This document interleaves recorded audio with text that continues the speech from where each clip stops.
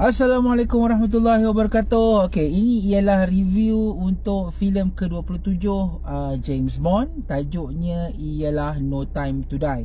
Ini merupakan filem terakhir James Bond yang mana menampilkan Daniel Craig, dan ianya adalah satu, orang kata apa, filem yang agak epik lah, sebab memang kita tahu Daniel Craig dah bersara selepas No Time to Die, dan kita tak tahu lagi selepas ni siapakah James Bond yang seterusnya. Tanpa banyak cakap, okey, tanpa banyak masa, kita akan teruskan dengan review, tapi sebelum tu kita intro.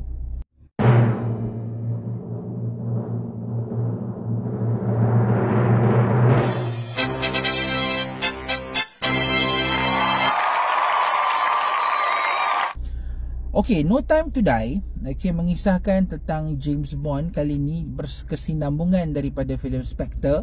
Tentang dia, waktu awal ni dia dah ada kekasih dia. Kemudiannya kali ni dia menerima ancaman daripada Safin. Safin ni lakonan Rami Malek, yang mana merupakan watak antagonis yang digambarkan sebagai macam hero jugalah kan, tapi dia reverse kepada watak James Bond.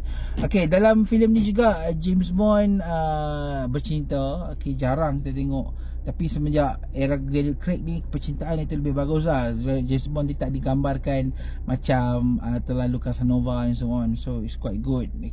So dalam filem ni kesinambungan dia, James Bond bercinta dengan Madeleine Swan, dan kita dapat tahu bahawa dalam filem ni James Bond ada anak.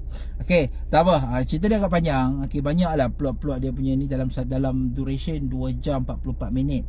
So macam mana James Bond ni cuba untuk menyelamatkan dunia daripada serangan Safin. Safin ni dia nak gunakan senjata biokimia untuk attack dunia and so on. Basically simple storyline untuk James Bond.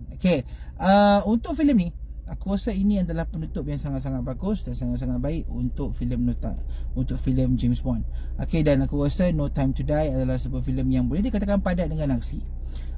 First half filem ni pun buka-buka sahaja penceritaan dia, action dah ada, dan kita memang puas hati lah. Pada aku, filem yang aku kurang gemar sebab kurang action ialah Skyfall. Sebab Skyfall ni more to background story of James Bond kan. Tapi tak apalah, selepas tu dia orang present dengan Spectre, dan kemudiannya kali ni ada No Time to Die. Dan aku rasa No Time to Die adalah sebuah filem yang boleh dikatakan memuaskan, dan merupakan filem yang mengembalikan himpunan-himpunan pelakon daripada Casino Royale sampailah ke No Time to Die.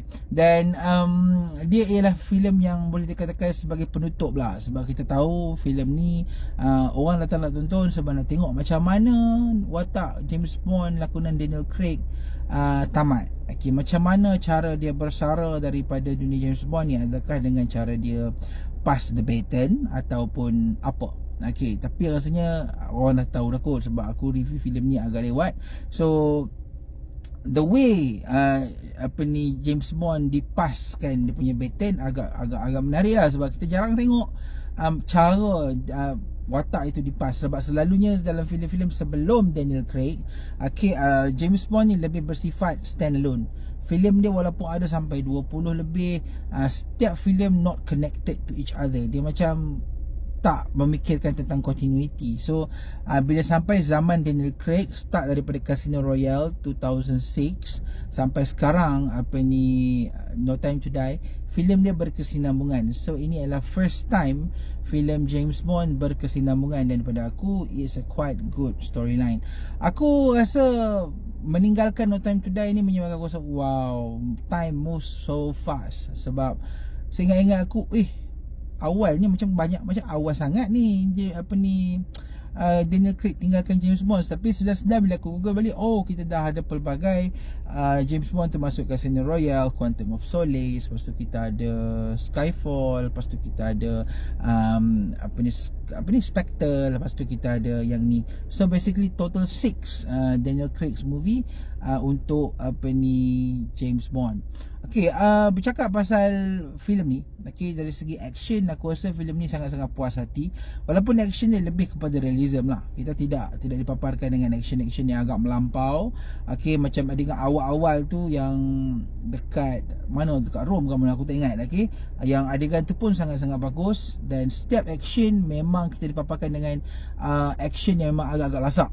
Dan even last kali pun, okay, action dia sangat-sangat lasak. Cuma lah aku agak disappointed lah dengan bagaimana si James Bond ni menumpaskan Safin. Sebab aku ingatkan Safin ni sangat kuat. So sebab kita tahu apa ni penjahat dalam filem James Bond ni, dia orang padu lah, maksudnya agak sukar ditumpaskan. Tapi dalam filem ni agak senang. So benda tu macam just nak bagi ruang keterbukaan untuk James Bond pass the baton lah. So nampak sangat lah cerita ni cuba nak close the door untuk watak-watak lakonan Daniel Craig dalam filem James Bond.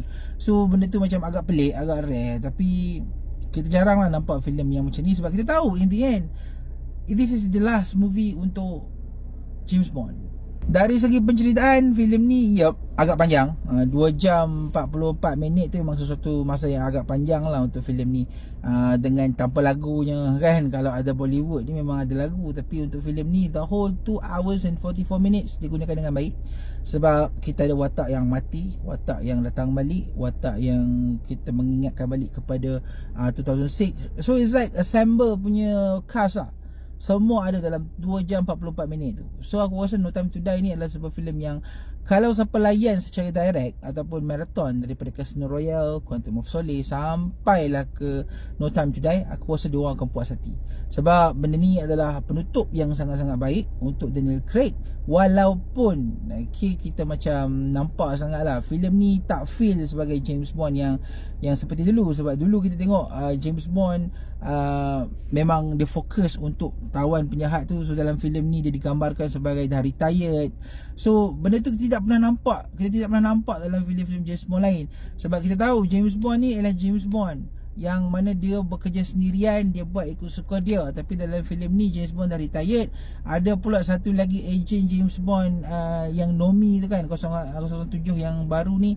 So benda tu macam filem ni terlalu banyak sangat lah dibuat just nak pass the baton.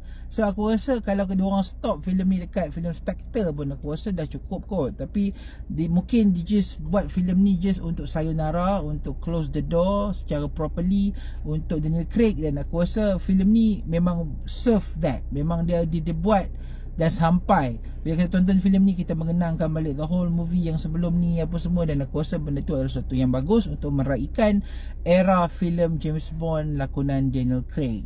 Dan aku rasa ini satu filem yang agak emotional juga dekat hujung especially hujung filem ni. Dan ianya adalah sebuah penamat yang aku rasa tidak pernah nampak dalam sepanjang 27 filem James Bond. Filem James Bond Spectre ni ke 27. Dalam daripada Dr. No sampailah Spectre tu yang 26 punya movie tu, tak pernah ada ending James Bond yang sebegini. Sebab aku rasa James Bond bukan macam ni. Tapi iyalah, kita nak buat macam mana, dia orang nak tutup James Bond tu macam tu. So kita go on je lah. Sebab aku rasa James Bond should not be emotional. Taklah terlalu emotional, tapi filem ni agak emotional juga. So itulah.